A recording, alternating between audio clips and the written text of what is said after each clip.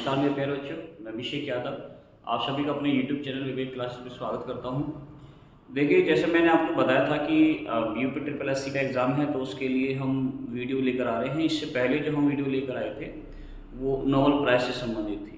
आज जो हमारी वीडियो है, ये वीडियो है भारत के पड़ोसी देश से, क्योंकि उसमें टॉपिक दिया हुआ है अलग से कि भारत के पड़ोसी देश से भी क्वेश्चन पूछेगा। और देखो, भारत के पड़ोसी देशों से हर एग्जाम में क्वेश्चन पूछे जाते हैं, चाहे वो एसएससी का एग्जाम है, चाहे वो यूपी से रिलेटेड कोई एग्जाम, ठीक है। पड़ोसी देश से जो क्वेश्चन पूछता है, ज़्यादातर सीमा से या फिर भारत के कौन से राज्य हैं जो उनके साथ सीमा साझा करते हैं, इस प्रकार से क्वेश्चन आपके पेपर के अंदर पूछे जाते हैं। दूसरा है कि ये जो अभी थोड़ा सा इसमें सभी को ऐसा लग रहा होगा कि पता नहीं क्या बिलर सा हो रहा है, तो थोड़ी सी क्वालिटी की मैं समझ सकता हूँ कि अभी कमी है, लेकिन धीरे धीरे इस चीज़ में भी हम क्या करेंगे, इम्प्रूव करेंगे, ठीक है। आप सभी का सहयोग रहा तो इसको हम जो है धीरे धीरे क्या कर लेंगे, इम्प्रूव कर लेंगे। प्रीवियस ईयर्स को यदि हम देखें, यूपी ट्रिपल एससी का जो पिछला 2023 में हुआ था, तो काफ़ी हार्ड पेपर था। उससे पहले जो पेपर हुआ था थोड़ा नॉर्मल पेपर था, उससे बच्चों के नंबर भी अच्छे ठीक ठाक आ गए थे। लेकिन ये जो पीछे 2023 के अंदर जो पेपर हुआ, इसमें नंबर नहीं बन पाए थे। उसी को देखते हुए हमने थोड़ा सा क्लास ये बनाई है। इसके बारे में थोड़ा सा एक्स्ट्रा नॉलेज में देता हुआ चलूँगा, तो आपको सभी को एक कॉपी और पेंसिल उठाकर रखनी है अपने साथ और नोट करते हुए चलना, ठीक है। चलिए, यहाँ पर लिखा हुआ है भारत के पड़ोसी देश, ठीक है। ये हमारी क्लास है भारत के पड़ोसी देश की, इसके बारे में हमने पढ़ा। सबसे पहला सवाल हमारा ये है कि भारत के कौन कौन से पड़ोसी देश हैं, भारत के कितने ऐसे राज्य हैं जो अपने जो है पड़ोसी देशों के साथ है, जैसे कि पाकिस्तान हुआ, अफगानिस्तान हुआ, चीन हुआ, बांग्लादेश हुआ, नेपाल हुआ, भूटान हुआ। इनके साथ जो है भारत के कौन कौन से राज्य अपनी सीमा साझा करते हैं और कितने किलोमीटर की साझा करते हैं, ठीक है। तो यदि हम बात करते हैं जिसकी भारत के पड़ोसी देशों की, तो देखो सबसे पहले हम किसके बारे में जानते हैं, पड़ोसी देश में कौन कौन आते हैं। आपको पता होना चाहिए कि पड़ोसी देश में आता कौन कौन है। देखो, बांग्लादेश आता है, ठीक है। कौन सी कंट्री आती है, बांग्लादेश। और बांग्लादेश में यदि हम देखें तो बांग्लादेश के साथ भारत कितने किलोमीटर की बाउंड्री शेयर करता है, 40-96 किलोमीटर की बाउंड्री शेयर करता है भारत, ठीक है, ध्यान रखेंगे। और इसके साथ भारत के कौन कौन से राज्य हैं, पश्चिम बंगाल, असम, मेघालय, त्रिपुरा और मिजोरम। ध्यान रखना, मणिपुर नहीं है, ऑप्शन में मणिपुर आता है लिखा हुआ और बच्चा गलत कर देता है, ठीक है, ध्यान रखेंगे। तो भारत के ये 5 ऐसे राज्य हैं जो किसके साथ, बांग्लादेश के साथ अपनी सीमा साझा करते हैं। दूसरा है कि इसमें जो आपको एक राज्य नजर आ रहा होगा, त्रिपुरा, इसमें जो आपको एक नजर राज्य आ रहा है, ये त्रिपुरा भारत का एक ऐसा राज्य है जो किसे बांग्लादेश से कितनी तरफ से, 3 तरफ से घिरा है, ठीक है। बांग्लादेश से कितनी तरफ से, 3 तरफ से घिरा हुआ है, ठीक है, ध्यान रखेंगे, 3 तरफ से घिरा है बांग्लादेश। कभी कभी ये भी क्वेश्चन आता है कि भारत का कौन सा ऐसा राज्य है जो किसी देश से 3 तरफ से घिरा हो, तो ध्यान रखेंगे वो कौन सा राज्य हो जाएगा, त्रिपुरा हो जाएगा, ठीक। दूसरा, यदि हम चीन की बात करते हैं तो चीन के साथ भारत कितने किलोमीटर की बाउंड्री शेयर करता है, 3488 किलोमीटर की बाउंड्री हम चीन के साथ शेयर करते हैं। भारत के कौन से राज्य या केंद्र शासित प्रदेश राज्य चीन के साथ अपनी सीमा साझा करते हैं। देखो, यहाँ पर यदि हम देखें तो लद्दाख है, भारत का लद्दाख वाला क्षेत्र है, हिमाचल प्रदेश है, उत्तराखंड है, सिक्किम है, और कौन सा है, अरुणाचल प्रदेश। यदि हम अक्साई चीन वाले क्षेत्र को देखेंगे तो वहाँ पर जम्मू कश्मीर का कुछ हिस्सा है जो अक्साई चीन के साथ भी अपनी बाउंड्री शेयर करता है, ठीक है, ध्यान रखें। इसके बाद यदि हम बात करते हैं पाकिस्तान की, पाकिस्तान देखना, ध्यान रखेंगे, 3323 किलोमीटर की हम बाउंड्री शेयर करते हैं, जिसमें जम्मू कश्मीर, लद्दाख, पंजाब, राजस्थान और गुजरात, ठीक है। कभी कभी आता है कि भारत के कितने राज्य हैं जो पाकिस्तान के साथ सीमा साझा करते हैं, तो भारत के 3 राज्य हैं, केंद्र शासित प्रदेश 2 हैं, लद्दाख और जम्मू एंड कश्मीर। और यदि हम बात करें राज्य 3 कौन कौन से हैं, तो पंजाब, राजस्थान और गुजरात, ठीक है। यहाँ की बाउंड्री को लेकर भी हमारा पाकिस्तान के साथ क्या रहता है, विवाद रहता है। अभी मैं सीमा भी दिखाऊंगा कि इनके साथ जो सीमा हम साझा करते हैं उन्हें क्या कहते हैं। उसके बाद हम देखेंगे जो नेपाल है, नेपाल, ठीक है, नेपाल के साथ जो हम बाउंड्री शेयर करते हैं वो 1751 किलोमीटर की हम बाउंड्री शेयर करते हैं नेपाल के साथ। और भारत के कौन कौन से राज्य, देखो, उत्तराखंड, उत्तर प्रदेश, बिहार, पश्चिम बंगाल और सिक्किम नेपाल के साथ अपनी सीमा साझा करते हैं, ठीक है। म्यांमार की यदि हम बात करेंगे तो म्यांमार के साथ जो है भारत कितने किलोमीटर की, 1643 किलोमीटर की बाउंड्री शेयर करता है। और इसमें भारत के 4 राज्य हैं, क्योंकि ऊपर से जो है उत्तर से दक्षिण की तरफ क्रम से लिखे हुए हैं, अरुणाचल प्रदेश, नागालैंड, मणिपुर और मिजोरम, ठीक है। इसके बाद यदि हम बात करते हैं भूटान की, तो भूटान के साथ भारत के कितने राज्य हैं? भारत कितने किलोमीटर की बाउंड्री शेयर करता है? तो 699 किलोमीटर की बाउंड्री शेयर करता है भूटान के साथ, जिसमें सिक्किम आता है, पश्चिम बंगाल आता है, असम आता है और अरुणाचल प्रदेश आता है। यहाँ बच्चे बहुत ज्यादा कंफ्यूज होता है किसमें? बांग्लादेश में, म्यांमार में और भूटान में, ठीक है। इसके बाद यदि हम बात करते हैं अफगानिस्तान की, तो अफगानिस्तान के साथ भारत कितने किलोमीटर की? 106 किलोमीटर की बाउंड्री शेयर करता है। तो कहाँ? लद्दाख के अंदर शेयर होती है। देखो, यदि हम बांग्लादेश की बात करें तो बांग्लादेश जो है, यहाँ पर बांग्लादेश के साथ हमारी जो सीमा है, जो हम यहाँ पर जो अंतर्राष्ट्रीय जो सीमा बनाते हैं, एक तो ब्रह्मपुत्र नदी बनाती है, दूसरा यहाँ पर देखेंगे उसको हम क्या बोलते हैं? जीरो लाइन बोलते हैं। क्या बोलते हैं इसे? हम जीरो लाइन बोलते हैं, ध्यान रखेंगे, ठीक है। दूसरा है चीन के साथ देखेंगे, तो चीन के साथ जो है यहाँ पर हम देखेंगे कि चीन के साथ मैकमोहन लाइन, चीन के साथ मैकमोहन लाइन है, ध्यान रखेंगे। मैकमोहन रेखा है, जो सर हेनरी मैकमोहन आए थे जब शिमला सम्मेलन हुआ था 1914 में, 1914 ईस्वी में, तो उस समय 3 देशों के बीच, भारत, चीन और तिब्बत, इन तीनों के बीच एक अंतर्राष्ट्रीय सीमा मान ली गई थी, लेकिन चाइना इसे अंतर्राष्ट्रीय सीमा नहीं मानता है। तो इसीलिए हम यहाँ पर देखते हैं कि भारत किसके साथ? चीन के साथ मैकमोहन रेखा अपनी शेयर करता है, ठीक है। ज्यादातर ये रेखा हमारे अरुणाचल प्रदेश की तरफ बनती है। पाकिस्तान की तरफ यदि हम देखेंगे तो यहाँ पर जो हमारी रेखा की बनती है उसे हमको क्या बोलते हैं? रेड क्लिफ बोलते हैं, ठीक है। उसे क्या बोलते हैं? हम रेड क्लिफ बोलते हैं, यानी पाकिस्तान के साथ जो हमने अपनी सीमा साझा की हुई है, इस सीमा को हम क्या बोलते हैं? रेड क्लिफ भी बोलते हैं। देखो, रेड क्लिफ भी है, और हम देखते हैं कि यहाँ पर हम एलओसी नामक एक बाउंड्री भी शेयर करते हैं, जो कि लद्दाख के अंदर है, जो कि पीओके में है, ठीक है। पीओके के साथ जो है, जो पाक ऑक्यूपाइड कश्मीर है, उसके साथ जो जम्मू कश्मीर जो अपनी बाउंड्री शेयर करता है, उसे हम क्या कहते हैं? उसे ही हम जो है एलओसी के नाम से जानते हैं। यदि आपसे एलएसी पूछेगा तो लद्दाख है, जो कि अक्साई चीन के साथ अपनी बाउंड्री शेयर करता है, जिसे हम लाइन ऑफ एक्चुअल कंट्रोल के नाम से जानते हैं, ठीक है, ध्यान रखें। तो यहाँ पर एलओसी भी है और यहाँ पर एलएसी है चीन के साथ, ध्यान रखेंगे दोनों ही। नेपाल के साथ देखेंगे तो नेपाल जो है भारत के साथ कैसी सीमा साझा करता है? खुली सीमा। यहाँ पर हमारा किसी भी प्रकार की कोई इतनी खास बाउंड्री नहीं है, यहाँ पर हमारी ओपन बाउंड्री है, किसके साथ? नेपाल के साथ, ध्यान रखेंगे। नेपाल भारत का जो है पड़ोसी देशों में मित्र देश भी रहा है नेपाल, भूटान, ठीक है, ध्यान रखें। इसके बाद यदि हम बात करते हैं म्यांमार की, तो म्यांमार के साथ देखते हैं कि म्यांमार और भारत के बीच में आपको एक क्षेत्र मिलता है जिसको हम क्या कहते हैं? अराकाना योमा। ये भी आपको याद रखना है कि अराकाना जो योमा है, ये अराकाना योमा जो क्षेत्र है, ये कौन से हिमालय का क्षेत्र है? तो ये वृहद हिमालय का क्षेत्र है, ये प्राकृतिक सीमा है, एक नेचुरल बाउंड्री है। जब आप म्यांमार के बारे में पढ़ोगे तो आप देखोगे कि 1824 ईस्वी में प्रथम आंग्ल जो है बर्मा युद्ध हुआ, और 1826 ईस्वी में प्रथम आंग्ल बर्मा युद्ध समाप्त हो गया था। तो इस प्रकार से 3 आंग्ल बर्मा युद्ध हुए थे। उसके साथ धीरे धीरे ब्रिटिश काल में जो है, जो उस समय ब्रिटिश भारत था, उन्होंने जो है उस समय में म्यांमार को पूर्ण रूप से अपने अधीन कर लिया। लेकिन जब भारत शासन अधिनियम 1935 आया तो इस म्यांमार को जो है प्राकृतिक दृष्टि से और एक व्यापारिक दृष्टि से इसे 1937 में 1937 ईस्वी में भारत से अलग कर दिया गया, ब्रिटिश भारत से अलग कर दिया गया। और जब इसे ब्रिटिश भारत से अलग करा गया तो ध्यान रखेंगे 1948 ईस्वी में ये आज़ाद हुआ। ये भारत से भी बाद में आज़ाद हुआ, ध्यान रखेंगे, ब्रिटिश उपनिवेश से।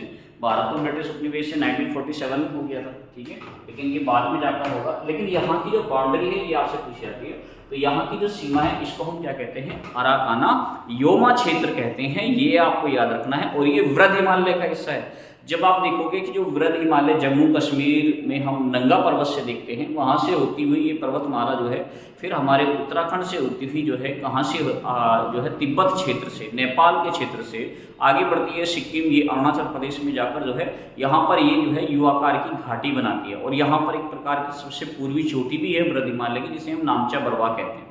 और यहाँ से फिर ये ऐसे टर्न होती है और ऐसे टर्न होकर फिर ये भारत म्यांमार के मध्य पट्टी बनाती हुई सीधा अंडमान निकोबार तक जाती है। तो कभी कभी तो ये भी आ जाता है कि अंडमान निकोबार जो द्वीप समूह है ये कौन सी हिमालयन क्षेत्र का हिस्सा है? तो ये अराकाना हिमालयन क्षेत्र का हिस्सा है, जो कि खुद अपने आप में वृहद हिमालय का हिस्सा है, ठीक है, ध्यान। तो भूटान के साथ यदि हम देखेंगे तो भूटान के साथ भी हमारी क्या है? ओपन बाउंड्री है। लेकिन आपको याद रखना है कि 1949 ईस्वी में भारत और भूटान के मध्य क्या हुआ था? शांति समझौता। भारत भूटान शांति समझौता, भारत भूटान मित्रता समझौता भी हम कहते हैं, ये कब हुआ था? 1949 में हुआ था। तो ध्यान रखेंगे भारत की जो भूटान के साथ सीमा है वो भी, वहाँ पर भी कोई इतनी खास जो है बाउंड्री नहीं है, ठीक है, यहाँ भी हमारी ओपन बाउंड्री है। दूसरा, अफगानिस्तान के साथ यदि हम देखें तो पहले जब अफगानिस्तान भारत से अलग हुआ था और जब रावलपिंडी की जब संधि हुई थी, तो रावलपिंडी की संधि के साथ जब जो है यहाँ पर एक जो लाइन खींची गई थी इसके बीच ब्रिटिश भारत और अफगानिस्तान के बीच, इसी लाइन को जो है हमने डूरंड के लाइन के नाम से जाना था। लेकिन आगे चलकर हम देख रहे हैं कि रावलपिंडी की संधि के साथ इस डूरंड लाइन को अपना लिया गया और अफगानिस्तान को जो है ब्रिटिश भारत से अलग कर लिया गया। लेकिन उसके बाद जब भारत का खुद का अपना बंटवारा हुआ तो 1947 में भारत से अलग होकर पाकिस्तान बन गया। तो पाकिस्तान, अब ये जो डूरंड रेखा है ये पहले भारत और अफगानिस्तान के बीच थी, लेकिन अब ये डूरंड रेखा वर्तमान में पाकिस्तान और अफगानिस्तान के बीच में है। लेकिन क्या भारत की भी सीमा? बिल्कुल जी, भारत की लद्दाख वाली सीमा है, ठीक है, क्योंकि हम लोग पूरे ही क्षेत्र है, हमारा तो पूरा ही क्षेत्र है, बेशक से वो चाइना के पास हो या कश्मीर के पास हो, वो तो भारत का ही हिस्सा है। तो इसलिए हम पढ़ लेते हैं कि अफगानिस्तान भी जो है भारत के साथ अपनी बाउंड्री शेयर करता है और कौन सा केंद्र शासित प्रदेश राज्य है? लद्दाख। उम्मीद करता हूँ कि ये चीज़ आपको बहुत बेहतर तरीके से समझ में आई होगी और इस यहाँ से एक एक पॉइंट को आपको नोट करते हुए चलना है, एक एक पॉइंट आपके लिए इम्पोर्टेंट है। आपसे राज्य पूछ लेता है तो ध्यान रखेंगे राज्य, कितने राज्य हैं जो बाउंड्री शेयर करते हैं? ध्यान रखेंगे यहाँ पर हम देखते हैं तो कितने राज्य हैं? 5 राज्य हैं। तो बांग्लादेश के साथ भारत के कितने राज्य? 5 राज्य अपनी बाउंड्री शेयर करते हैं। चीन के साथ यदि हम देखेंगे तो कितने राज्य हैं? चीन के साथ राज्य तो कितने हैं? चीन के साथ यदि हम स्टेट की बात करते हैं तो स्टेट हैं 4 और यूटी की बात करते हैं तो यूटी है 1, लद्दाख। यदि हम पाकिस्तान की बात करते हैं तो यूटी कितने हो जाएंगे हमारे? यूटी हो जाएंगे 2 और स्टेट हमारे कितने हो जाएंगे? 3 हो जाएंगे, ठीक है, ध्यान रखेंगे। यदि हम नेपाल की बात करते हैं तो नेपाल के साथ हमारे स्टेट कितने हो जाएंगे? नेपाल के साथ हमारे स्टेट हो जाएंगे कितने? 5 हो जाएंगे।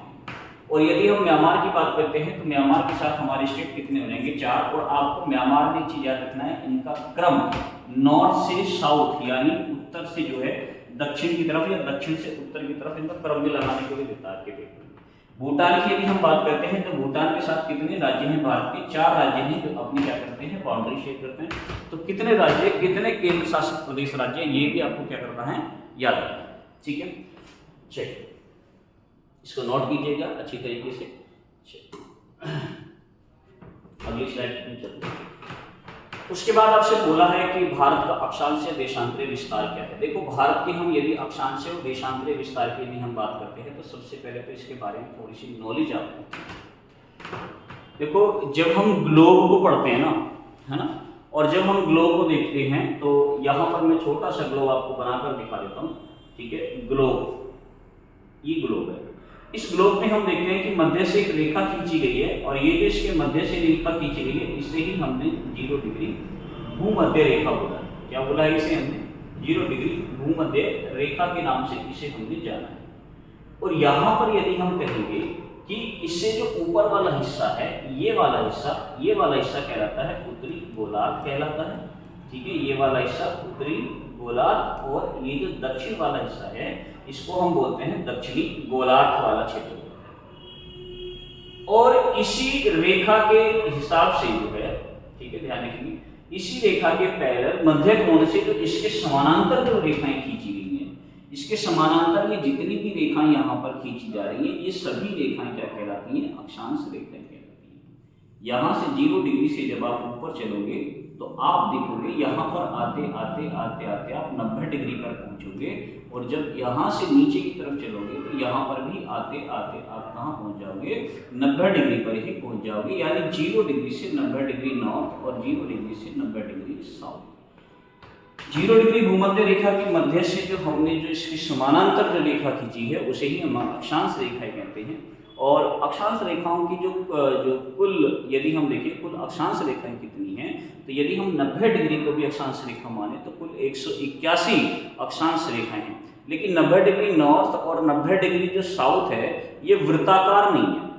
ध्यान रखना, क्वेश्चन 2 तरीके से पूछा जाता है कि वृत्ताकार अक्षांश रेखा कितनी है और अवृत्ताकार अक्षांश रेखाएं कितनी है। तो यदि आपसे वृत्ताकार अक्षांश रेखाएं पूछे तो ये सिर्फ बिंदु है 90 डिग्री नॉर्थ और 90 डिग्री साउथ, तो हम 2 लेस कर देते हैं और 179 हमारी क्या बन जाती हैं?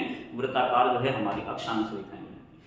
अब जब ये अक्षांश रेखाएं हैं यहाँ पर, तो हम यहाँ पर ये भी देखते हैं कि बहुत सारी रेखाएं यहाँ पर जो है ग्लोब पर जो है और भी खींची गई हैं, जो कि इन 90 डिग्री नॉर्थ और 90 डिग्री साउथ को मिलाने का काम करते हैं।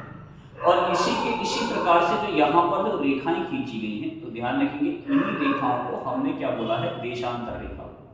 इन्हीं रेखाओं को हमने क्या बोला है, देशांतर रेखा। ध्यान रखेंगे जो अक्षांश रेखाएं होती हैं ये किसी भी स्थान की स्थिति को दर्शाने का काम करती हैं। ये आपको विशेष रूप से याद रखना। जो अक्षांश रेखाएं होती हैं ये किसी भी स्थान की स्थिति को दर्शाने का काम करती हैं, और ये जो देशांतर रेखाएं होती हैं ये किसी भी स्थान के समय को दर्शाने का काम करती हैं। अब यहाँ जो आपने ये 0 डिग्री लाइन देखी थी, ठीक है, ये जो आपने यहाँ पर जो ये 0 डिग्री लाइन देखी थी, इस 0 डिग्री के नॉर्थ में तो हमने नदर्न हेमिस्फीयर और साउथ में जो है सदर्न हेमिस्फीयर पढ़ लिया था। लेकिन यहाँ पर जो आप ये देख रहे हैं, ये जो लाइन यहाँ पर जो इसके मध्य से खींची जा रही है, ये जो इसके मध्य से खींची जा रही है, जिसे हमने देशांतर 0 डिग्री देशांतर रेखा या ग्रीनविच रेखा के नाम से इसे हमने जाना है।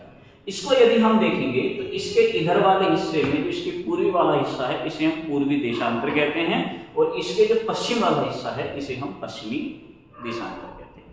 लेकिन भारत की स्थिति क्या है ग्लोब में, आपसे पूछा जाता है कि भाई बताइए भारत की स्थिति क्या है ग्लोब में।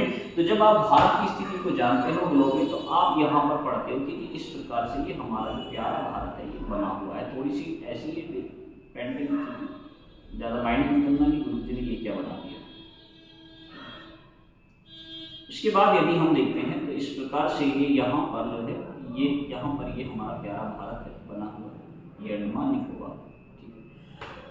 अब हम यदि देखें भारत को यहाँ पर, तो हम ये देखते हैं कि शायद हम यदि भारत को अक्षांश स्थिति से देखें तो भारत हमारा दक्षिणी अक्षांश में ना होकर भारत हमारा उत्तरी अक्षांश में है, उत्तरी गोलार्ध में। तो ये तो हमारा कंफर्म हो गया कि भारत कौन से गोलार्ध में, उत्तरी गोलार्ध में, क्योंकि भारत जो है 0 डिग्री भूमध्य रेखा को टच नहीं करता है, इससे ऊपर है, ठीक है। और यदि हम ग्रीनविच रेखा को देखें तो इस वाले हिस्से में यानी भारत जो है पूर्वी हिस्से में आता है ग्रीनविच रेखा के, यानी भारत पूर्वी देशांतर में स्थित है। भारत कहाँ पर स्थित है, पूर्वी देशांतर में स्थित है। तो ग्लोब में भारत की स्थिति क्या है, ग्लोब में भारत की स्थिति है उत्तरी गोलार्ध पूर्वी देशांतर। ये याद रखना, ये पूछा जाता है। अब यदि हम देखें तो शायद हमारे इस ग्लोब पे कोई तो ऐसी अक्षांश रेखा होगी जो यहाँ पर हमारे भारत के सबसे ऊपर वाले हिस्से को टच करके निकल रही है। जो भारत का सबसे उत्तरी हिस्सा बनता है इसे ही हम बोलते हैं इंदिरा कोल, ठीक है, ध्यान रखिए। इसे ही हमने क्या बोला है, इसे ही हमने बोला है इंदिरा कोल। थोड़ी सी राइटिंग ऐसी है, ध्यान रखेंगे, थोड़ा सा मैं बोल रहा हूँ तो समझते रहना। इंदिरा कोल हम कहते हैं जो कि कितने डिग्री कितने मिनट पर है, 37 डिग्री 6 मिनट पर है। और ध्यान रखेंगे ये उत्तरी अक्षांश है, ध्यान रखना उत्तरी अक्षांश। यदि हम भारत की जो है किसकी बात करते हैं, दक्षिण, यदि हम मुख्य भूमि, देखो दक्षिण में भी भारत 2 तरीके से पूछता है, मुख्य भूमि से पूछता है। तो मुख्य भूमि में यहाँ पर हम देखते हैं यहाँ पर तीनों सागर का संगम है, इधर हमारा अरब सागर बंगाली खाड़ी, इधर अरब सागर, नीचे हिंद महासागर है।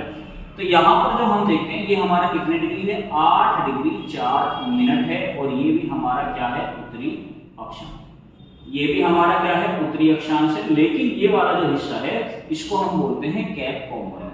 क्या बोलते हैं इसे हम बोलते हैं कैप कोमोरिन। ये आपको तमिलनाडु राज्य के अंदर देखने को मिलेगा कैप कोमोरिन। दूसरा है, आप जब यहाँ ग्रेट निकोबार में आओगे तो यहाँ ग्रेट निकोबार से भी एक अक्षांश रेखा गुजरती है, और ये कितने डिग्री कितने मिनट, 6 डिग्री 4 मिनट जो है ये भी हमारा उत्तरी अक्षांश पर ही स्थित है। इसको हम क्या कहते हैं, ये जो हमारा 6 डिग्री 4 मिनट है, 6 डिग्री जो हमारा 4 मिनट है, इसे हम क्या बोलते हैं, इसे हम बोलते हैं इंदिरा पॉइंट। इसे हम क्या बोलते हैं, इंदिरा पॉइंट बोलते हैं। इसको ही हम पार्सेन बिंदु भी कहते हैं, आपको ये भी याद रखना है। इसे हम क्या बोलते हैं, पार्सेन बिंदु भी कहते हैं, और इसे ही हम क्या कहते हैं, पिग्मेलियन बिंदु भी कहते हैं, आपको ये भी याद रखना है। लेकिन आपको याद रखना है कि आपसे क्वेश्चन क्या पूछा है। यदि आपसे पूरा विस्तार पूछेगा तो आप भारत का सबसे दक्षिणतम बिंदु यही लगाएंगे। यदि आपसे मुख्य भूमि तक का पूछेगा तो आप आंसर कैप कोमोरिन लगाएंगे। ये आपको विशेष रूप से याद रखना। ये तो चलो हमने भारत का अक्षांश विस्तार पढ़ लिया। भारत का अक्षांश विस्तार क्या है तो ध्यान रखेंगे, भारत का अक्षांश विस्तार है कितना, 37 डिग्री 6 मिनट उत्तरी अक्षांश से लेकर, ठीक है, उत्तरी अक्षांश से कितना 6 डिग्री 4 मिनट उत्तरी अक्षांश। तो ये भारत का जो है, ये भारत का क्या हो गया, ये भारत का अक्षांश विस्तार। भारत के यदि मैं देशांतरीय विस्तार की बात करता हूं तो कोई तो ऐसी देशांतर रेखा होगी जो भारत के बिल्कुल यहां पूर्व से होकर गुजर रही होगी। तो ध्यान रखिए, जो यहां से सबसे पूर्व से होकर जो गुजर रही है, इसका नाम आपको याद है। ये यहाँ पर जो रेखा है ये हमें अरुणाचल प्रदेश में देखने को मिलती है, भारत के सबसे पूर्वी बिंदु बनाती है। और ये कितना डिग्री, 57 डिग्री जो है 25 मिनट, 57 डिग्री 25 मिनट। और इसे ही हम क्या बोलते हैं, किवी-थू बोलते हैं, ठीक है, इसे हम क्या बोलते हैं, किवी-थू बोलते हैं। और ये अरुणाचल प्रदेश राज्य में स्थित है, अरुणाचल, ठीक है, जहां पर जो है सूर्य सबसे पहले निकलता है भारत में। सबसे पश्चिमी बिंदु की बात करते हैं तो आपको यहाँ गुजरात में देखने को मिलेगा। ध्यान रखिए, जो गुजरात में आपको देखने को मिलेगा, तो ध्यान रखिए यहाँ पर जो है ये कितने हैं, 68 डिग्री 7 मिनट। ध्यान रखिए 68 डिग्री 7 मिनट यहाँ पर पश्चिमी बिंदु है, जिसे हम क्या कहते हैं, गोहर माता कहते हैं, गोहर माता, ठीक है। और ये कहाँ पर स्थित है, गुजरात राज्य के अंदर स्थित है। कहाँ पर है ये, गुजरात राज्य में। तो ध्यान रखिए, भारत का यदि आपसे देशांतरीय विस्तार पूछ रहा है तो देशांतरीय विस्तार कितना है, देशांतरीय विस्तार भारत का जो है, ध्यान रखिए, ये है हमारा 68 डिग्री 7 मिनट, 68 डिग्री 7 मिनट पूर्वी देशांतर। ये भी आपको याद रखना है, पूर्वी देशांतर से लेकर 57 डिग्री 25 मिनट, कितना, 57 डिग्री 25 मिनट पूर्वी देशांतर। बेशक से भारत का जो है पश्चिमी बिंदु है, लेकिन हम इसे पूर्वी देशांतर बोलेंगे, क्योंकि भारत है कहाँ बच्चा, भारत जो है ये हमारा पूर्वी देशांतर में ही स्थित है। तो ये भारत से गुजरने वाली जो है ये भारत का विस्तार है, ये आपको याद रखना है। 6 डिग्री 4 मिनट क्या है, 6 डिग्री 4 मिनट को हमने इंदिरा पॉइंट, पार्शिंग बिंदु, पिगमिलियन बिंदु के नाम से जाना है, कैप कोमोरिन, और इसे हमने 8 डिग्री 4 मिनट उत्तरी अक्षांश से नाम से जाना है। यहाँ पर इधर आपको बे ऑफ बंगाल मिलेगा, और यहाँ पर आपको क्या मिलेगा, यहाँ पर आपको जो है क्या देखने को मिलेगा, यहाँ पर आपको अरब सागर देखने को मिलेगा, नीचे हिंद महासागर।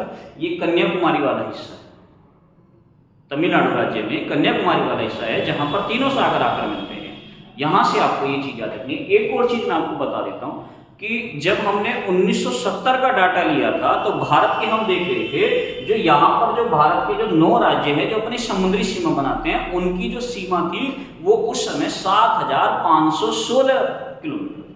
उस समय यदि हम भारत की तटीय क्षेत्र देखते हैं तो भारत का जो तटीय क्षेत्र हमने पढ़ा था पहले, यानी 1970 में, कब, 1970 में, तो कितना था, 7516 जो है किलोमीटर तटीय। लेकिन आज वर्तमान में 2024 में जो रिपोर्ट आती है, 2024 में हम देखते हैं कि भारत का जो तटीय क्षेत्र है इसमें वृद्धि होती है। और वृद्धि के बाद आज वर्तमान में 2024 में भारत का तटीय क्षेत्र ये 7516 से बढ़कर कितना हो जाता है, 11,098 जो है किलोमीटर, 11,098.8 किलोमीटर हो जाता है, जो कि यहाँ पर वृद्धि भी आपसे पूछ सकता है। ये करंट का टॉपिक है, इसलिए मैं आपको बता के चल रहा हूँ। यहाँ पर भारत की जो तटीय क्षेत्र में वृद्धि हुई है वो 47.6% की वृद्धि हो रही है। यानी 1970 के दशक से लेकर 2024 तक यदि हम भारत के तटीय क्षेत्र में वृद्धि की बात करेंगे तो वो कितनी वृद्धि हो गई है, 47.6% की वृद्धि है। और यानी उस समय जो है भारत की सीमा, अभी तक हम तटीय सीमा 7516 पढ़ते आ रहे थे, अब भारत की तटीय सीमा 11,098.8 किलोमीटर हो गई है, जिसमें सबसे ज्यादा जो वृद्धि हुई है वो गुजरात राज्य में, और सबसे कम जो वृद्धि हुई है वो केरल राज्य में हुई है। ये भी बात आपको याद रखनी है, ठीक है। चलिए अगले क्वेश्चन पे, अगले टॉपिक पे हम चलते हैं। देखो, भारत की पड़ोसी देश के बारे में हम थोड़ा सा जान लेते हैं। इन्हीं के बारे में मैंने आपको बताया कि आज यही हमारी क्लास है, इसी के बारे में थोड़ा सा हम पढ़ते हुए चलेंगे, आगे अपनी क्लास को बढ़ाते हुए चलेंगे। एक एक चीज को आपको नोट करते हुए चलना है। बांग्लादेश, मैं आपको बता चुका हूँ कि बांग्लादेश जो है, भारत बांग्लादेश के साथ अपनी सीमा साझा करता है, और बांग्लादेश ब्रह्मपुत्र और जमुना 2 नदियों के अवसादों से निर्मित है। ब्रह्मपुत्र को जो है कहाँ पर, बांग्लादेश में किसके नाम से, जमुना के नाम से, और गंगा को जो है बांग्लादेश में पद्मा के नाम से जानते हैं। इन दोनों नदियों के अवसादों से निर्मित है। ध्यान रखिए, इसका गठन 1971 ईस्वी में हुआ था। यहाँ पर इंडियन आर्मी ने एक ऑपरेशन चलाया था, मुक्ति वाहिनी। ध्यान रखेंगे, बांग्लादेश का जो गठन हुआ था 1971 में, तो इसमें जो है शेख मुजीबुर रहमान, इनके सबसे बड़ा योगदान रहा है, इसलिए इन्हें बांग्लादेश का पिता, बांग्लादेश का जनक भी कहते हैं। शेख हसीना के पिता हैं शेख मुजीबुर रहमान, ध्यान रखेंगे।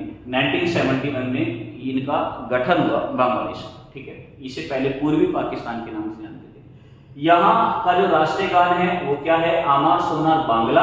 आपसे क्वेश्चन कभी कभी ये पूछ लेता है कि ये राष्ट्रीय गान लिखा किसने है, तो ध्यान रखेंगे आमार सोनार बांग्ला ये रविंद्रनाथ टैगोर ने लिखा। किसने लिखा है ये, रविंद्रनाथ टैगोर ने लिखा है। ध्यान रखेंगे भारत का राष्ट्रीय गान भी और यहाँ का राष्ट्रीय गान भी। लेकिन ये जो गीत आमार सोनार बांग्ला था ये 1905 ईस्वी में भारत के अंदर बंगभंग आंदोलन के समय गाया गया और 1971 ईस्वी में इसे बांग्लादेश ने अपने राष्ट्रीय गान के रूप में स्वीकार किया है। तो आपको ये याद रखना है। यहाँ का जो राष्ट्रीय पशु है वो क्या है, रॉयल बंगाल टाइगर है। यहाँ का राष्ट्रीय फूल क्या है, शापला यानी वाटर लिली जिसे हम नील कमल भी कहते हैं। यहाँ का राष्ट्रीय फल क्या है, कटहल। यहाँ का राष्ट्रीय चिन्ह क्या है, पानी पर तैरता हुआ लिली, दोनों तरफ चावल के ढेर हैं, इसके ऊपर 3 जुड़े हुए जूट के पत्ते और दोनों तरफ 2-2 तारे हैं, जो यहाँ का जो राष्ट्रीय चिन्ह है। दूसरा है यहाँ की राष्ट्रीय नदी क्या है, मेघना नदी है, जिसे भारत में बराक नदी के नाम से भी जानते हैं। ध्यान रखेंगे, जो कि जो है मणिपुर के अंदर जापाओ की पहाड़ी से निकल कर आती है। दूसरा है यहाँ का राष्ट्रीय खेल क्या है, कबड्डी है, जिसे यहाँ पर अपनी लैंग्वेज में दूदू के नाम से भी जानते हैं। राष्ट्रीय वृक्ष क्या है, आम है। यहाँ की राष्ट्रीय मिठाई क्या है, जलेबी। यहाँ का राष्ट्रीय पक्षी क्या है, मैकबी रॉबिन। और राष्ट्रीय व्यंजन क्या है, एल्सा मछली। यहाँ की सबसे ऊंची चोटी क्या है, साका हाफोंग है। ये चीज इंपॉर्टेंट है, ये एसएससी अपने पेपर के अंदर पूछती है और यूपी ट्रिपल एस से भी अपने पेपर के अंदर स्टैटिक्स टाइप में यहाँ से क्वेश्चन पूछती है। तो इसलिए ये टॉपिक मैं लेकर आया हूँ, आपको ये सारी चीजें नोट करते हुए चलिए। जिन बच्चों ने पढ़ रखा है उनका रिवीजन बेहतर हो जाएगा और जिन बच्चों ने नहीं पढ़ रखा है वो अपना नोट करते चलिए, वो सारी चीजें क्लियर होती जाएगी। चीन की यदि हम बात करते हैं तो मैंने आपको बताया है कि भारत के अंदर जो है कौन कौन से राज्य हैं जो चीन के साथ सीमा साझा करते हैं। चीन के साथ हमारे अक्सर विवाद रहते भी हैं, जैसे कि तवांग मठ है अरुणाचल प्रदेश राज्य के अंदर, जिसको लेकर चीन के साथ हमारा विवाद है। डोकलाम डिस्प्यूट को लेकर हमारा विवाद है। वन बेल्ट वन रोड जो चाइना ने चलाया है, जिसे हम आधुनिक रेशम मार्ग के नाम से जानते हैं, इसको लेकर भी हमारा चीन के साथ जो है क्या है, विवाद है। ठीक है, शक्सियम घाटी जो है कि जो जम्मू कश्मीर में पाकिस्तान ने चाइना को जो गिफ्ट की थी, इसको लेकर भी हमारा चाइना के साथ विवाद है। अक्साई चीन को लेकर वहाँ पर जो झील पड़ती है, पंचमूलाकार झीलें जो पर्वत है, उनको लेकर भी हमारा चाइना के साथ क्या है, डिस्प्यूट है, विवाद। यहाँ का जो राष्ट्रीय पशु है वो क्या है, विशाल पांडा है। ध्यान रखिए, पांडा भारत में भी पाया जाता है। काजीरंगा नेशनल पार्क में जब आप जाओगे तो आपको लाल पांडा देखने को मिलेगा। यहाँ का राष्ट्रीय पक्षी है लाल मुकुट वाला क्रेन। यहाँ का राष्ट्रीय फल क्या है, कीवी। राष्ट्रीय फूल क्या है, पेओना लैक्टिफ्लोरा। और यहाँ का राष्ट्रीय वृक्ष क्या है, जिंको। राष्ट्रीय खेल टेबल टेनिस। यहाँ का जो राष्ट्रीय गान है वो आपको याद रखना है, मार्च ऑफ द वॉलंटियर्स यहाँ का राष्ट्रीय गान है। यहाँ की राष्ट्रीय नदी क्या है, पीली नदी, इसे वेई नदी भी कहते हैं, ध्यान रखिए। ठीक है, वैसे तो एशिया की जो सबसे बड़ी नदी है यांगसी नदी, वो चीन के अंदर ही प्रवाहित होती है, चीन में रहती है। ध्यान रखिए, सबसे ऊंची चोटी जो है यहाँ की कौन सी है, सीसा पांगमा, जिसे हम लोत्से, जिसे हम अधिकृत तिब्बत में भी कहते हैं, तिब्बती कैपिटल है। ध्यान रखिए, राष्ट्रीय व्यंजन क्या है, पैंगिंग बर्तक। और राष्ट्रीय ध्वज क्या है, यहाँ पर 5 सितारा, जिस पर जो लाल झंडे पर यहाँ पर स्थित है। इसको हमने जो है, ये चाइना की कहानी है, आपको याद रखना है। ठीक है, एस जयशंकर अभी चाइना के साथ जो है हमारे, अभी हम देख रहे हैं कि हमारे जो रिलेशन है वो थोड़े से बेहतर होते जा रहे हैं, जब से अमेरिकी राष्ट्रपति डोनाल्ड ट्रंप ने जो है भारत पर टैरिफ लगाने की घोषणा करी। ठीक है, पाकिस्तान, इसके साथ तो हमारे रिलेशन कभी अच्छे हो ही नहीं सकते।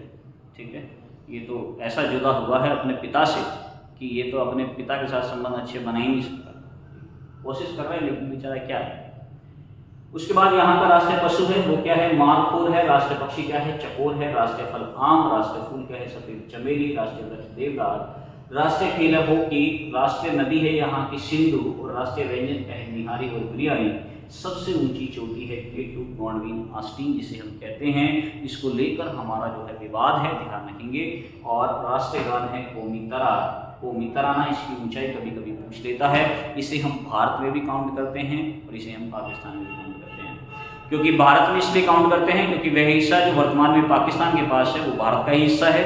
भौगोलिक दृष्टि से यदि हम देखें तो ये हमारा ही हिस्सा है। ठीक है, ध्यान रखेंगे। जिसकी ऊंचाई कितनी है, 8611 मीटर पूछा जाता है। इसके बाद यदि हम बात करते हैं किसकी, म्यांमार की, तो म्यांमार के अंदर मैं आपको बता चुका हूँ। म्यांमार राष्ट्रीय पक्षी है हरा मोर। ध्यान रखेंगे, शेर और सफेद हाथी। ठीक है, राष्ट्रीय पक्षी है ग्रे मोर। ठीक है, ध्यान रखेंगे। और तीतर की एक प्रजाति है। यहाँ पर राष्ट्रीय फल कोई नहीं है। राष्ट्रीय फूल है पड़ाउ।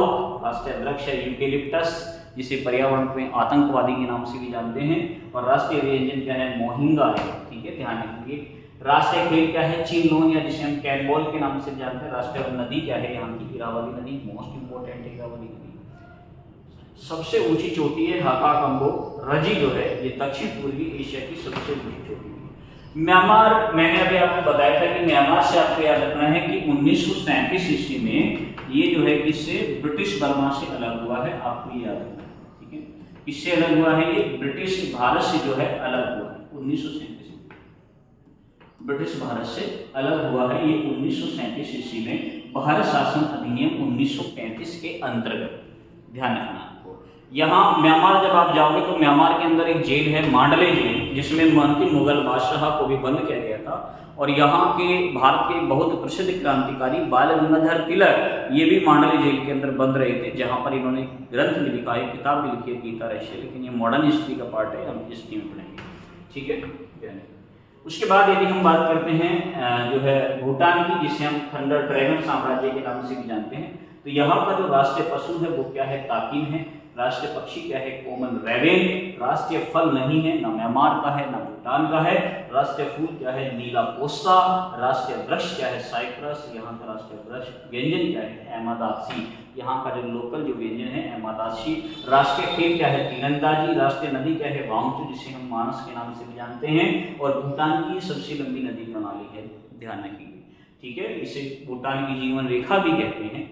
और यहाँ की जो सबसे ऊंची होती है उसका नाम क्या है, गंगखार कुएंसुम, जिसकी ऊंचाई 7570 मीटर इसकी हाइट है। तो आपको ये भी याद रखना है भूटान से।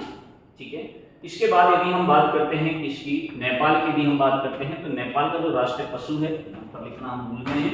नेपाल का राष्ट्रीय पशु क्या है, गाय है। तो आपको याद रखना है नेपाल का जो राष्ट्रीय पशु है वो क्या है। 2015 में इसे नेपाल का राष्ट्रीय पशु के रूप में इसे स्वीकार किया गया। राष्ट्रीय पक्षी क्या है, हिमालयन मोनाल, यहाँ का राष्ट्रीय पक्षी है। राष्ट्रीय वृक्ष क्या है, पीपल। राष्ट्रीय फूल क्या है, रोडोडेंड्रॉन आर्बेरियम। राष्ट्रीय फल है नारंगी। राष्ट्रीय व्यंजन है दाल भात। सबसे ऊंची चोटी है माउंट एवरेस्ट। और सबसे लंबी नदी है कर्णाली नदी, जिसे भारत में घाघरा नदी के नाम से भी जानते हैं। माउंट एवरेस्ट, जिसकी ऊंचाई कितनी है, 8848.86 मीटर वर्तमान में इसकी हाइट है। और ध्यान रखिए नेपाल में इस जो है, इसे नेपाल में माउंट एवरेस्ट ना कहकर नेपाल में इसे सागर माथा कहते हैं। क्या कहते हैं इसे, नेपाल में सागर माथा कहते हैं, ध्यान रखिए। और तिब्बत में इसे चोमू लंगमा कहते हैं। जो माउंट एवरेस्ट है इसे बर्फ की देवी सागर माथा, और इसे जो है किसके नाम से, चोमू लंगमा में, तिब्बत के अंदर इसे चोमू लंगमा के नाम से जानते हैं। तो ये दोनों नाम आपको याद रखना है, क्योंकि लास्ट टाइम मेरे जहाँ तक मुझे याद है कि पैट के अंदर ये क्वेश्चन एक बार पूछा जा चुका है कि ये बताइए कि जो माउंट एवरेस्ट है इसका विस्तार कितने देशों में, कौन कौन से देशों में। ठीक है, इसके बाद यदि हम बात करते हैं किसकी, श्रीलंका की, तो श्रीलंका के साथ भारत अपनी स्थलीय सीमा साझा न कर जलीय सीमा साझा करता है। ठीक है, आप यहाँ पर देखेंगे कि ये है हमारा प्यारा भारत, और यहाँ पर आपको यहाँ पर इस प्रकार से एक छोटा सा टापू आपको देखने को मिलेगा, जिसे हमने क्या नाम दिया है, श्रीलंका। और ध्यान रखेंगे यहाँ पर जो आपको एक स्ट्रेट देखने को मिलेगा, इसे ही हम बोलते हैं पाल्म स्ट्रेट। क्या बोलते हैं इसे, पाल्म स्ट्रेट बोलते हैं। और ये जो पाल्म स्ट्रेट है ये किन दो देशों के बीच है, भारत और श्रीलंका के बीच है। आपको याद रखना है। यहाँ का राष्ट्रीय पशु कोई आधिकारिक पशु नहीं है। राष्ट्रीय पक्षी क्या है, यहाँ का नीला मोर। राष्ट्रीय फल है कटहल। राष्ट्रीय फूल है नील महाने। राष्ट्रीय जो वृक्ष है यहाँ का आयरनवुड है। और राष्ट्रीय व्यंजन भाप से पके चावल, जो कि मछली के साथ खाए जाते हैं। ठीक है, उसके बाद सबसे लंबी नदी यहाँ पर महावेली गंगा है, मोस्ट इंपोर्टेंट है, बहुत बार पूछी जा चुकी है। सबसे ऊंची चोटी भी यहाँ की पूछी जा चुकी है, इसका नाम क्या है, पिदू रुतलागला या माउंट पैट्रो। ठीक है, यहाँ की सबसे ऊंची चोटी आपको याद रखना है, श्रीलंका। ठीक है, उसके बाद गल्फ ऑफ मन्नार पूछ लेता है, इन दो देशों के बीच, ध्यान रखेंगे भारत और श्रीलंका के बीच। अफगानिस्तान की बात करते हैं तो अफगानिस्तान में जो राष्ट्रीय पशु है वो क्या है, हिम तेंदुआ है। और राष्ट्रीय पक्षी है गोल्डन ईगल। राष्ट्रीय फल है अनार। राष्ट्रीय फूल है गुलाब। राष्ट्रीय खेल है बुजकाशी। सबसे लंबी नदी है हेलमंद नदी। सबसे ऊंची चोटी है नौसाद। और सबसे राष्ट्रीय व्यंजन काबुली पुलाव। और राष्ट्रीय वृक्ष है यहाँ का अफगान पाइन। ठीक है, आपको ये अफगानिस्तान से याद रखना है। दूसरा है, यदि हम बात करते हैं मालदीव की, क्योंकि भारत का पड़ोसी देश ही है मालदीव। ठीक है, ध्यान रखिए। यहाँ मालदीव मिलेगा, ऊपर मिनी का है, फिर आपको लक्षद्वीप देखने को मिलेगा। और यहाँ पर आपको देखने को मिलेगा कि यहाँ पर 2 अक्षांश रेखाएं गुजरती हैं, एक 8 डिग्री और एक 9 डिग्री, वो भी आपको याद रखनी है। मालदीव की बात करते हैं तो यहाँ का राष्ट्रीय पशु क्या है? Yellowfin tuna. राष्ट्रीय पक्षी क्या है? सफेद छाती वाली जल मुर्गी। उसके बाद है राष्ट्रीय फल क्या है? नारियल। राष्ट्रीय फूल क्या है? Pink rose. राष्ट्रीय खेल है फुटबॉल। सबसे लंबी नदी, सबसे खास बात यहाँ कोई नदी नहीं है क्योंकि ये द्वीप है, टापू है, यहाँ पर कोई भी नदी नहीं है। कभी कभी आपसे पूछा भी जाता है कि एशिया में कौन सा ऐसा देश है जहाँ पर कोई नदी नहीं है, तो मालदीव। सबसे ऊंची चोटी है अड्डू एटोल, ज्यादा हाइट नहीं है इसकी, ठीक है, ध्यान रखिए। राष्ट्रीय वृक्ष क्या है? यहाँ का नारियल का पेड़ है। यहाँ की राष्ट्रीय भाषा क्या है? देवई भाषा। यहाँ पर मलयालम भी बोली जाती है। देखो आपसे या तो कभी कभी तो अंडमान निकोबार की पूछ लेता है कि बताइए अंडमान निकोबार में कौन सी भाषा का प्रभाव है, तो अंडमान निकोबार में हम देखते हैं कि जो है तमिल का भी प्रभाव है और कलकत्ता की भाषा, बंगाल की भाषा का भी प्रभाव है, क्योंकि वहाँ के सारे केस कलकत्ता उच्च न्यायालय के अंदर होते हैं। यदि आपसे क्वेश्चन पूछे कि भाई श्रीलंका में कौन कौन सी, तो श्रीलंका में सिंगली भाषा भी बोली जाती है और तमिल भाषा भी बोली जाती है। लेकिन कहाँ से? लक्षद्वीप से क्वेश्चन आता है कि लक्षद्वीप में कौन सी भाषा, तो लक्षद्वीप केरल की तरफ पड़ता है, तो यहाँ पर मलयालम भाषा का प्रयोग किया जाता है, ठीक है। तो ये हमारी क्लास थी भारत के पड़ोसी देशों के बारे में। छोटी सी इसमें जानकारी है, मैंने ज़्यादा वाइड इसमें आपको जानकारी नहीं दी है, लेकिन आपके बैठ के पेपर के लिए मोस्ट इंपॉर्टेंट है, ठीक है। दूसरा मैं आप सभी को एक चीज़ बता देना चाहता हूँ। देखो ये जो हमारी ये जो अभी आपका जो यूपी का जो एग्ज़ाम होने वाला है, इसमें अभी बच्चा बहुत सारा कंफ्यूज है कि भाई गुरुजी हम इसमें अपने स्कोर को कैसे मूव करेंगे। मैंने लास्ट क्लास में भी आपको बताया, ज़्यादा समय अब आपके पास है नहीं, जितना हो सकता है प्रैक्टिस सेट लगाइए, नया कुछ भी पढ़ने की कोशिश मत कीजिए। जितना आप पढ़ चुके हैं उसी का बेहतर तरीके से रिवीजन कीजिए, वो हम यहाँ करा रहे हैं। इतना तो आपने पढ़ ही लिया होगा। यदि आपको पैट का पेपर देना है और आप अपनी लाइफ को लेकर यदि सीरियस हैं तो आप यहाँ पर बेहतर कर रहे होंगे, बेहतर प्रैक्टिस करेंगे, ठीक है। तो यहाँ पर जितना हो सकता है उतने प्रैक्टिस सेट लगाएं, अपने आप को निखारने की कोशिश कीजिए और ओवर स्मार्ट या ओवर थिंकिंग करने की आवश्यकता नहीं है, ठीक है, ध्यान रखिए। क्योंकि देखो पानी के अंदर जितना जल, बाल्टी के अंदर जितना जल आ सकता है उतना ही तो भर सकते हैं, उससे या ज़्यादा भरने की कोशिश करेंगे तो उसे बाहर निकल जाएगा, है ना। तो ध्यान रखना, तो सिर्फ एग्जाम में कितना आना है हमें उतना ही पढ़ना है। और जो बच्चा ये जान लेता है कि एग्जाम में कितना आ सकता है, कितने आने की संभावना है, वही सफल हो जाता है। नहीं तो मार्केट में ढेर सारी किताबें हैं, बच्चा पढ़े जा रहा है। मैं देखता हूँ कि बच्चे के पास जो है नोट्स के ढेर लगे जा रहे हैं, लेकिन आसानी से सफलता नहीं मिल रही है। सफलता ना मिलने का कारण ये भी है कि वो सही तरीके से अपनी स्टडी को नहीं कर रहा है, ठीक है। चलिए इस पर हम बाद में करेंगे। दूसरा है, आप सभी से एक रिक्वेस्ट है कि देखो हमारे इस चैनल को आप सभी जो है अपने दोस्तों के पास, मित्रों के पास, सभी के पास जो है शेयर कर दीजिए। जो बच्चा पढ़ने वाला है उसको इसका लाभ मिले। और मैं आपको ये विश्वास दिलाता हूँ कि देखो आपको आप यहाँ से पॉजिटिव होकर जाएंगे, नेगेटिव होकर नहीं जाएंगे, ठीक है। आपको यहाँ से कुछ ना कुछ सीखने को मिलेगा ही, और नया ही सीखने को मिलेगा।